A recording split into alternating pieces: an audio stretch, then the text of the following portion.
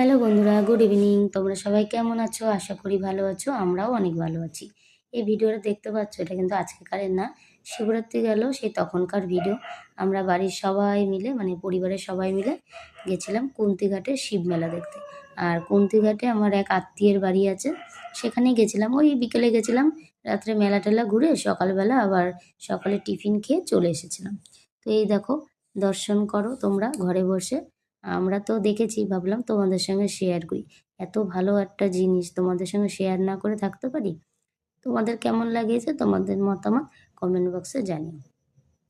আর এই কুন্তিঘাটের শিবমেলা কিন্তু এরকম বড় বড়ই হয়, মানে বড় বড় বলতে বড় প্যান্ডেল, বড় ঠাকুরের মূর্তি এরকম আর কি। তারপরে দেখো মেলার ভিতরে ঢুকে গেলাম।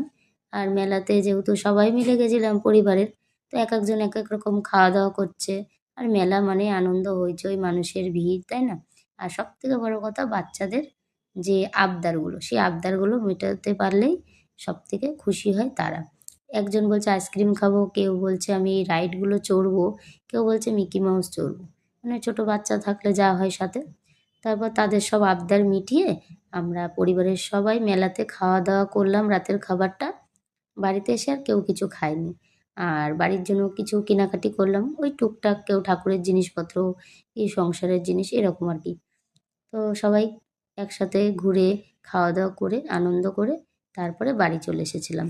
আর এই দেখো মেলার ভিতরে ঘুরছিলাম আর দোকানগুলো দেখছিলাম, কি ভালো লাগছিলো।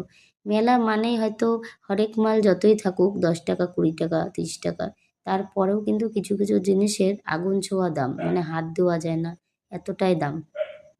আর আমি প্রথমবার গেলাম কুন্তিঘাটের মেলাতে। এর আগেও গিয়েছি কুন্তিঘাটে, এমনি আত্মীয়ের বাড়ি যেহেতু ঘুরতে গেছি, মেলাতে আমার যাওয়া হয়নি। এই প্রথমবার গেছি, ভালো লেগেছে, ভাবলাম পরের বছরও আবার যাব। এবছরে যাওয়ার কথা ছিল চাকদায়। আর চাকদা জোড়াশিব মন্দিরের ওখানে আমার মাসির বাড়ি, সেখানে যেতে বলেছিল। বিয়ের আগেও অনেকবার গেছি মাসির মেয়েদের সঙ্গে, মানে আমার বোনেদের সাথে। তো এবারও যাওয়ার কথা ছিল, যাইনি বলে এখানেই গেলাম। আর এই বাচ্চাটাকে দেখছো, ওই বাচ্চাটা হচ্ছে আমার সোনামা, মানে আমার ছোটো জায়ের মেয়ে। তো আমার মিষ্টি মাকে কেমন লাগছে জানিও, আর তোমরা সবাই আশীর্বাদ দিও। মেলা তো শেষই হয় না, মনে হয় যে শেষ হয় শেষ হয়, লাস্টে দেখো বাবাকে দর্শন করে শেষ করলাম। টাটা।